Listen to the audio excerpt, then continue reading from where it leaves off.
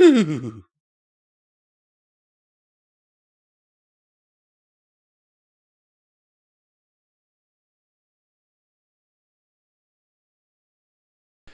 everyone and welcome back to another Pony&Wolf Productions video. My name is Visual Pony and today we are reading the story Drifting Dragons by D20. D20. Is that a dice reference? I would think so, because D20s are the dice that you use in many a tabletop RPG. So, without further ado, there's this amazing list of those amazing people who keep donating to the channel and keeping us alive with that.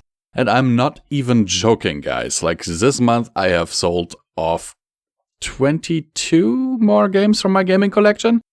So yeah, I'm running out of stuff to sell, if I'm completely honest with you. And that is not very good. So yeah, donations are always appreciated. And they help and they flow right into our living fund. And that is actually needed for us to continue reading these stories. So, yeah. And now let's get into the meat of this story, because I am fairly certain that I'm annoying you a great deal by now. Between Us. The lake was beautifully quiet as the orange-colored sun lingered high above upon a darkening canvas. Smolder let herself drift on the waters calmly as her slender purple-tipped tail hugged her calf. This was the type of downtime she yearned for during these rather hectic times, with school and favors to be done far from home. The fact she could simply close her eyes was a true treat, one she happily shared. I need a time out of the library from Twilight. Spike floated lazily across the water with a sheepish grin. Thought you could. I mean, you work harder than most buffaloes. Smolder giggled as her claws swiped swiftly into the lake. The slithering, slimy water snake plucked from the cool liquid below. It hissed defensively as it tried to escape the clawed grasp of its predator, giving the dragoness a swift bite only to break a fang upon her shimmering scales. Want a bite? Smolder offered the snake to the purple dragon, who nearly jumped out of his scales before plunging underwater. She would explode in laughter before her fangs chomped down onto the head of the snake as it tensed up before going limp. Why are you scared? They can't hurt you. Smolder chewed on the savory meat of her catch slowly. I just don't like snakes. Spike growled as he poked his head out of the water. A mossy lily pad plopped atop his head, dripping. Don't see why. They're delicious. Smolder gave a loud slurp as the tail of her snack suddenly vanished behind her orange lips. I can't bring myself to eat another living creature. Spike looked away as his friend rolled over onto her belly in a lackadaisical manner. Right, you were raised by equines. She snickered playfully with a taunting grin. He would roll his gem-colored eyes from the teasing of this slender dragoness. I enjoy a good daisy sandwich and a bucket of muddy gems. Spike retorted with confidence. Muddy gems? Smolder raised a thin brow towards the drake in surprise. Haha, yeah. Rarity sets me up with all I can eat. Spike winked before returning to his position of comfort atop the water's surface. Smolder pouted, jealous of easy access to such a yummy dessert. Thoughts of herself having to dig into mud pits for hours for only a clawful of gems danced in her mind. Okay, so being half pony can have benefits. Smolder grinned, giving her companion this one, for the moment at least. Why did you invite me here anyway? Spike let his gaze linger on the dragoness, who let her slender shoulders lift dismissively. Because you're a dork, I guess. She popped her lips matter-of-factly. Spike quickly scrunched his snout in dismay at such a reply. Wow, he remarked with a scoff. It's not that bad. Smolder rolled onto her back, giggling up a storm, both claws holding to her sides. Being a dork isn't supposed to be hateful, how? Spike lifted his head as a look of growing anger scoured his face. Smolder let her gaze drift towards the now darkened sky, watching as stars twinkled into existence from the abyss.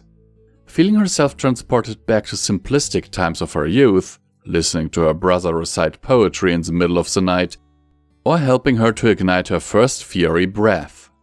You're a dork, like my little brother. She gave a calm and collected reply. Spike didn't say a word. His eyes lifted towards the heavens above, the glittering of the stars sending his spirit into a haze of tranquility. The dragoness gently bit down on her lower lip, as the feelings seemed to trickle outward. He taught me everything I know. I miss his quirky actions. She let her gaze fall onto her friend. And even if he acted tough, he had a good heart. Smolder cracked a smile, thinking back to how he had taught her most of what she taught Spike. I guess you remind me of my bro. You remind me of home. The echo of frogs croaking played an enchanting melody of nature around both dragons. Fireflies began to litter the air around them, as the scent of the woodlands trapped them both in another world of peace. It was these moments that both seemed to cherish.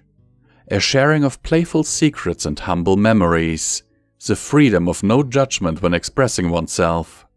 Spike took a breath in deep thought, waiting for the words to come to his lips.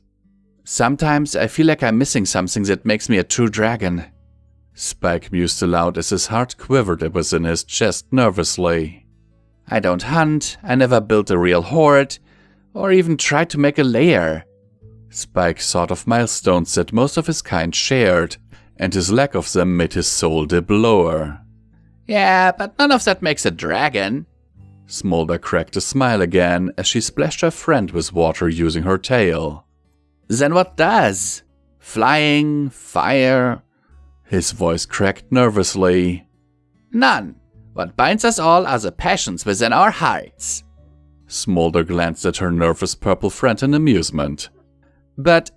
Spike swallowed a growing lump. Are you happy making friends? Yeah.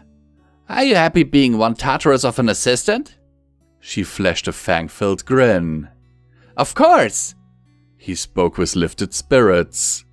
As long as the fire here burns. She pointed a delicate claw towards his chest as silence slowly filled the air. Then you are a dragon. Never forget that. Smolder finished off with a long stretch upon the aquatic surface. Spike beamed ear to ear in satisfaction at such an answer. His tail gently splashed water towards his friend, who just snorted joyously. Thank you for inviting this dork. He let the warmth in his heart be known in this private moment between them both. No problem, brother. She replied with a genuine smile as the night filled with peace.